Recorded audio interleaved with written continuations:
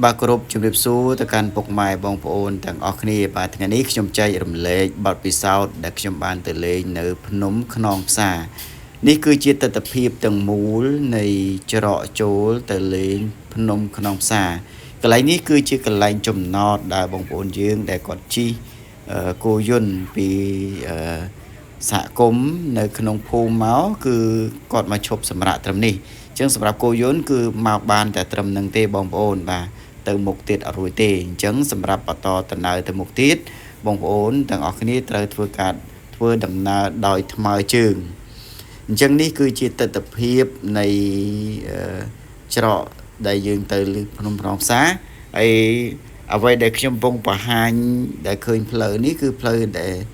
ចុះចតមានតែចំណតដែលខ្ញុំត្រឡប់ពីភ្នំខ្នងផ្សារមកវិញហើយបងប្អូនដែលសារពេលឡើងហ្នឹងអត់បានថតទេ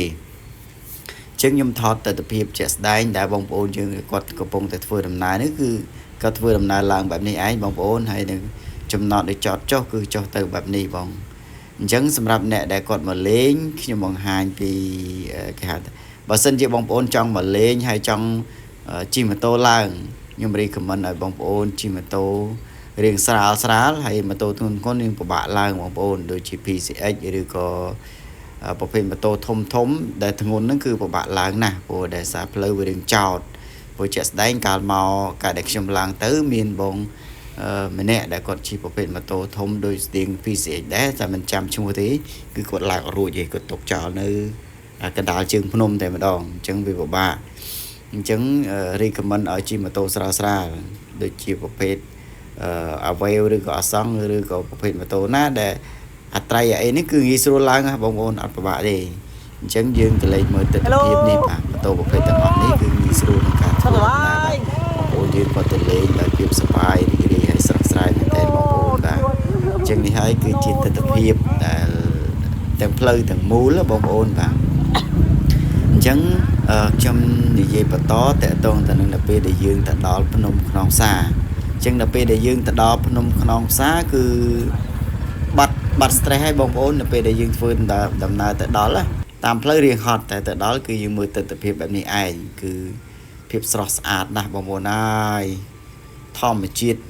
ពិតតែម្ដងដាក់ទៅគឺ relax ខ្យល់ត្រជាក់ល្ហឹមបងប្អូន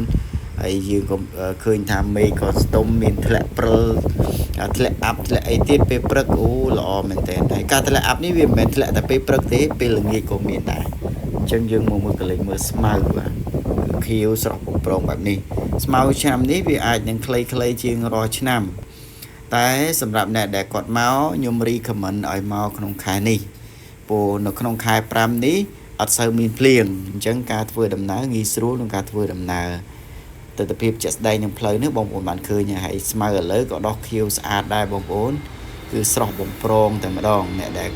បានមកលេងហើយគឺដឹងតែមានអារម្មណ៍ស្រស់ស្រាយហើយមួយទៀតមានបងប្អូនយើងក៏គាត់គេហៅថាបារម្ភនៅពេលដែលមកដល់ភ្នំខ្នងផ្សារនេះតើមានអីហូបអញ្ចឹងកុំបារម្ភណានៅកន្លែងនេះគេមានលក់មកចប់មានតាំងពីមីមានតាំងពីបាយអ្វីដែលយើងកំងគឺមានទាំងអស់យើងអាចមានណាដូចជាសាច់គោសាច់មាន់អីចឹងទៅយើងកំងនេះគេអាចធ្វើឲ្យយើងបានអត់អីទេហើយរបស់ហូបចុកទឹកនំចំណីនេះគឺមានមួយសេតបងប្អូនត្រៀមតែលុយមកគឺបានហើយអត់ពិបាកនឹងការយើងចាំទៅស្ពាយទេព្រោះមួយទៀតរីកមិនបងប្អូនទាំងអស់គ្នាដែរនៅពេលដែលមកលេងភ្នំខ្នងផ្សារព្យាយាមដាក់របស់ដែលស្រាលព្រោះដើម្បីងាយស្រួលបងប្អូនធ្វើដំណើរឡើងព្រោះតែធ្ងន់ពេកយើងស្ពីឡើងទៅគឺពិបាកណាបងប្អូនព្រោះផ្លូវដូចខ្ញុំបានបង្ហាញហើយអញ្ចឹងគឺមានកលុកមានកលាក់អីចឹងឯងបងប្អូនបាទអញ្ចឹងសម្រាប់បងប្អូនដែលចង់មកលេងភ្នំផ្សារមួយទៀតនៅនេះបងប្អូនក៏ព្រួយបារម្ភខ្លាចអត់មានទឹកងូតកុំបារម្ភណានេះគឺជាទឹកជ្រោះបងប្អូនដែលចង់មកលេងទឹកជ្រោះក៏អាចមកលេងក៏ងូតបានអញ្ចឹងទៅហើយមួយទៀតបងប្អូនណាមិនចង់ទៅទេខ្លាចមានសត្វអសេរពុះណាមួយអីប៉ះពាល់ដល់បងប្អូនអាចងូតទឹកបន្ទប់ទឹកបាននៅក្នុងបន្ទប់ទឹកហ្នឹងខាងសហគមន៍គេបានរៀបចំទឹកសម្រាប់យើងទៅលេងហើយបងប្អូនអញ្ចឹងអត់បារម្ភរឿងការបត់ជើងឬក៏ការងូតទឹកទេសម្រាប់ស្រីគឺអាចមកបានមួយសេតអញ្ចឹងយើងមើលកលេចទៅមើលទស្សនវិជ្ជាពេលយប់វិញ យើងប្រកាត់ភ្លើងបែបនេះហើយសម្រាប់ដែលខ្ញុំទៅគឺខ្ញុំប្រកាត់ភ្លើងបែបនេះយើងអាចគេហៅថា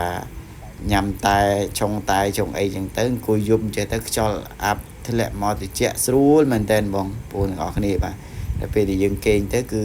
ស្រស់ស្រាយតែម្ដងអញ្ចឹងវីដេអូខ្ញុំមានប៉ុណ្នេះអញ្ចឹងក៏សូមអរគុណជូនពរឲ្យពុកម៉ែបងប្អូនទាំងអស់គ្នាជួបតែសេចក្តីសុខសេចក្តីចម្រើនអរគុណជួបគ្នានៅវីដេអូក្រោយ